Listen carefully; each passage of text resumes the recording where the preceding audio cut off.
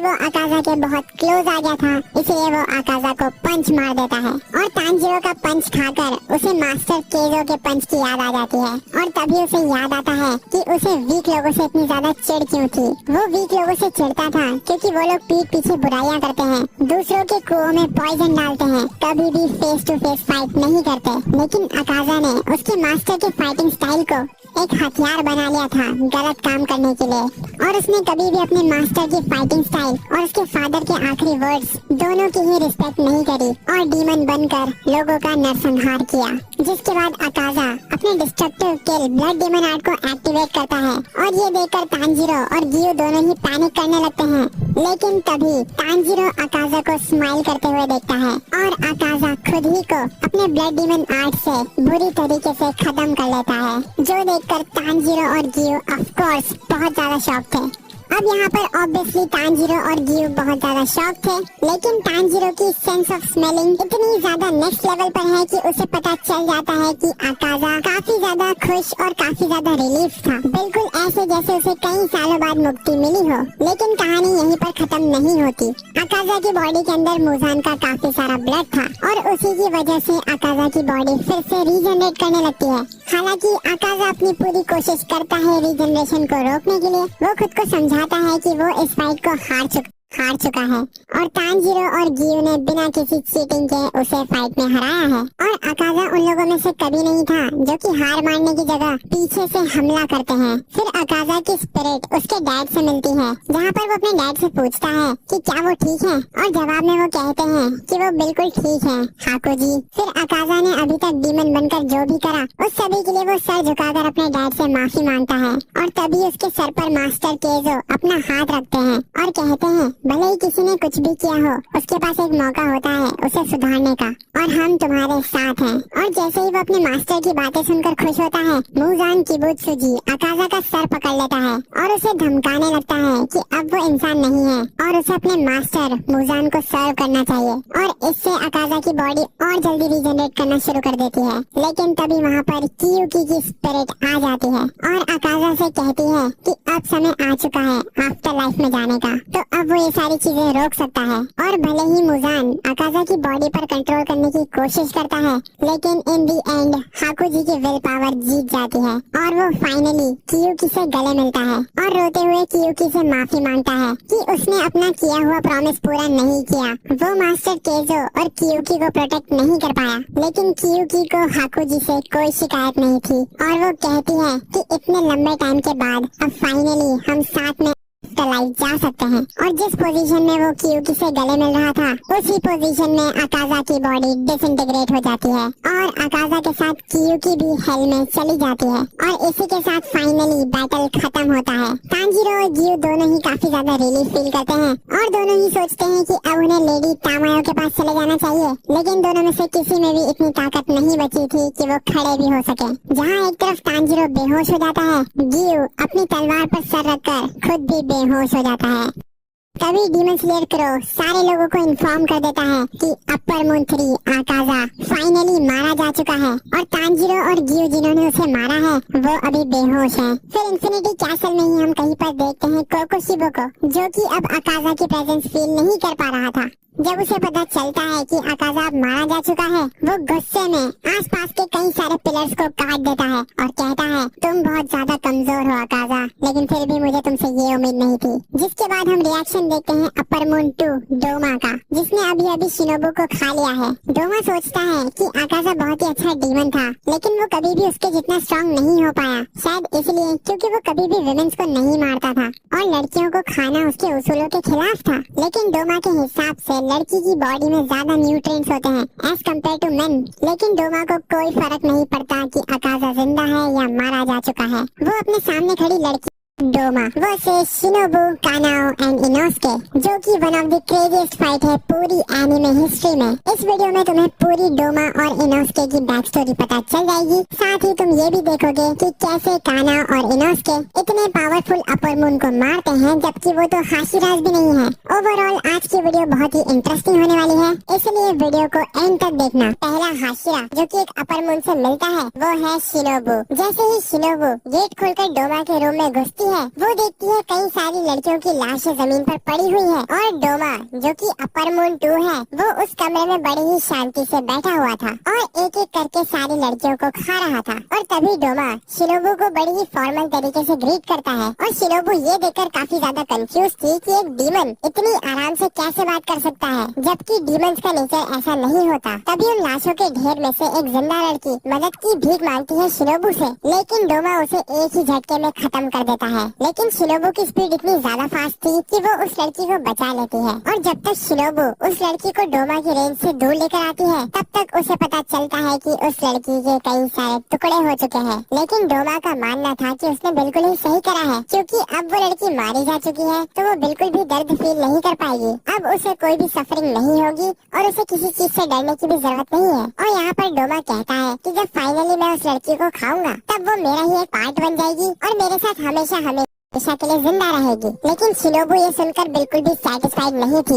और उसे अब डोमा पर बहुत ही ज्यादा गुस्सा आ रहा था। फिर डोमा शिनोबू से पूछता है कि क्या तुम्हारे साथ कुछ गलत हुआ है, और अगर ऐसा हुआ है तो तुम मुझसे बिना डरे कह सकती हो, मैं तुम्हारी पूरी कहानी सुनूंगा।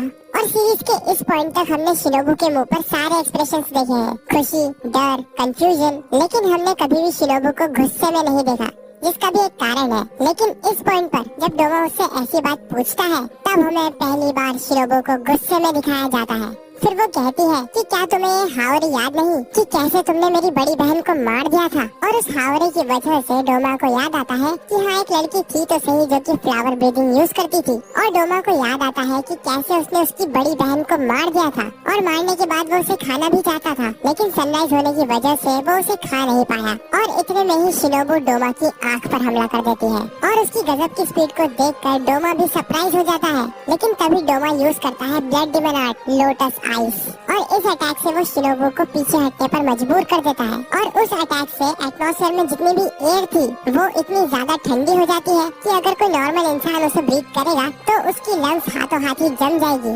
फिर डोमा बोलता है कि तुम बहुत ज्यादा फास्ट तो हो ही, लेकिन तुमने मेरे गले पर हमला करने की बजाय मेरी आँख पर हमला किया, जिससे एक अपर मून को तो कोई फर्क नहीं पड़ेगा। जिस पर शिनोबू का जवाब होता है कि उसका मकसद था ही नहीं डोमा की गर्दन काटना, वो तो बस उसकी बॉडी में पॉइजन पहुंचाना चाहती थी। और तभी डोमा की हालत खराब होने लगती है, वो खून की उल्टियां करने लगता है। लेकिन जैसा कि शिनोबू को डर था, इतना कम पॉइजन डोमा को मारने के लिए काफी नहीं है और कुछ सेकंड्स में ही डोमा उस पॉइजन से इम्यून हो जाता है। लेकिन क्योंकि ये शिनोबू का पहला ही पॉइजन था, इसलिए डोमा काफी ज्यादा एक्साइटेड था कि अगले पॉइजन कितने पावरफुल होंगे। मतलब डोमा को उसकी स्ट्रेंथ पर इतना ज्यादा भरोसा है कि वो हाशिराज के सामने भी मजाक मस्ती कर रहा है। लेकिन शिनोबू भी जानती थी कि इतनी जल्दी डोमा नहीं मरेगा, इसलिए वो अगले अटैक के लिए तैयार हो जाती है। जिसके बाद हम देखते हैं डोमा के बचपन या फिर उसके पास्ट को, जहाँ पर डोमा के जन्म के साथ ही उसकी आंखों का कलर रेनबो कलर का था और उसके बाल भी व्हाइट कलर के थे, जिस वजह से लोगों का ये मानना था कि डोमा बहुत ही ज्यादा स्पेशल है। और डोमा के पेरेंट्स का भी यही मानना था और यही वो कारण था कि डोमा अपने पेरेंट्स को बहुत ही बेवकूफ समझता था।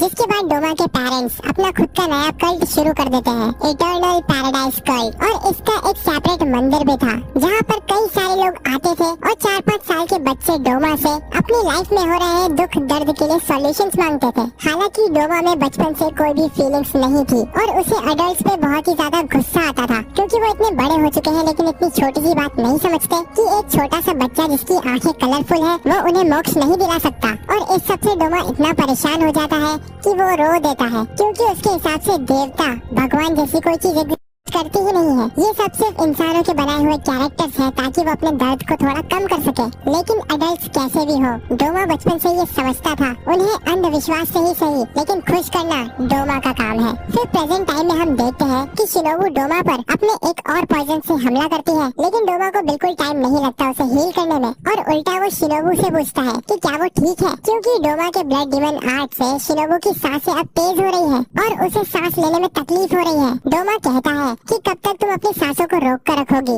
कभी न कभी तो तुम्हें सांस लेनी ही पड़ेगी और मेरे ब्लड डिमन आर्ट को इनहेल करना ही होगा। शिनोबू अब ये चीज तो समझ गई थी कि अगर वो और ज्यादा सांस लेगी तो डोमा का ब्लड डिमन आर्ट उसे अधमरा कर देगा और इसीलिए बिना टाइम वेस्ट किए Shinobu insect breathing dance of the dragon fly compound eyes hexagon का यूज करती है और डोमा को मल्टीपल जगह पर स्टैब कर देती है। डोमा कहता है कि शिट यार, तुम तो बहुत ही ज्यादा फास्ट हो, लेकिन जैसे ही वो पीछे देखता है शिनोबू की बॉडी पर एक बहुत ही बड़ा कट आ चुका था। क्योंकि शिनोबू भले ही फास्ट होगी लेकिन डोमा भी अपर मून 2 है। फिर डोमा शिनोबू का मजाक उड़ाता है कि तुम्हारी स्पीड बहुत ज्यादा है, शायद तुम मेरा गला भी काट देती, लेकिन शिट तुम्हारे हाथों में तो इतनी ताकत ही नहीं है कि तुम मेरे गले को काट सको। फिर जब शिनोबू का खून उसके हाथों पर गिरता है तब वो रियलाइज करती है कि उसके हाथ कितने ज्यादा छोटे हैं और वो सोचती है कि बचपन में उसकी हाइट बढ़ना बहुत जल्दी ही बंद हो गई थी और एक लड़की होने की वजह से उसकी स्ट्रेंथ भी बहुत कम बढ़ी थी। फिर वो सोचती है कि अगर उसके हाथ और मसल्स थोड़ी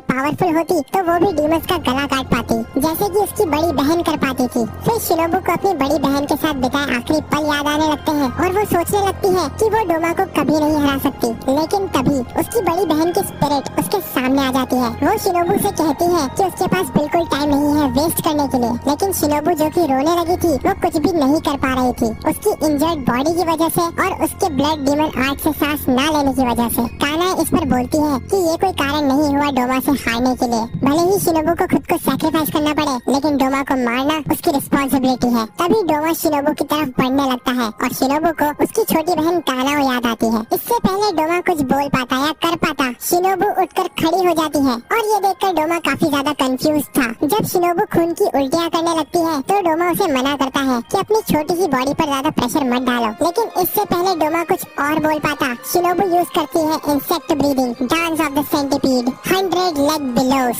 और डोमा जो कि अभी तक मजाक के मूड में था एकदम से सीरियस हो जाता है, क्योंकि शिनोबू इतनी ज्यादा फास्ट थी कि डोमा को कुछ दिखा ही नहीं और सडनली शिनोबू डोमा के सामने आ जाती है। डोमा भी अपनी पूरी स्पीड से उस पर अटैक करता है, लेकिन उस अटैक से उसकी सिर्फ हावड़ी ही कटती है और शिनोबू नीचे झुककर उस पर अपना मेन अटैक यूज करती है, जिससे वो अपनी तलवार को डोमा के गले के आर पार करते हुए ऊपर सीलिंग में घुसा देती है। तभी शिनोबू को अपना बचपन याद आने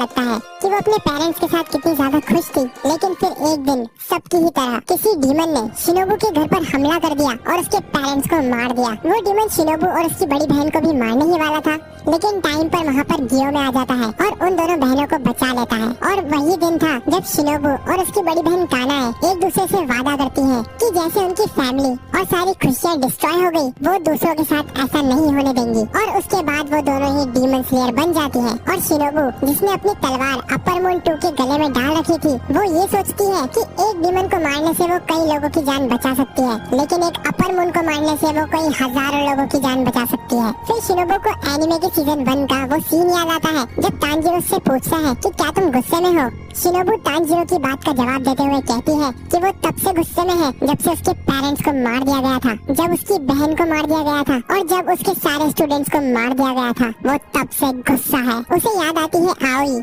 सुमी, कियो और नाहो के पेरेंट्स को जैसे मार दिया गया था और कैसे डीमंस की वजह से वो अनाथ और हेल्पलेस हो गई थी। फिर धीरे धीरे शिनोबू की तलवार डोमा के गले से स्लिप हो जाती है और वो नीचे गिरने लगती है, लेकिन तभी डोमा उसे पकड़ लेता है और गले लगा लेता है। डोमा की ग्रिप इतनी ज्यादा पावरफुल थी कि शिनोबू खुद को छुड़वा ही नहीं पा रही थी और डोमा शिनोबू को कांग्रेचुलेट करता है इतनी दूर आने के लिए और शिनोबू का मजाक भी उड़ाता है उसके कमजोर होने की वजह से। और डोमा सोचता है कि ये लड़की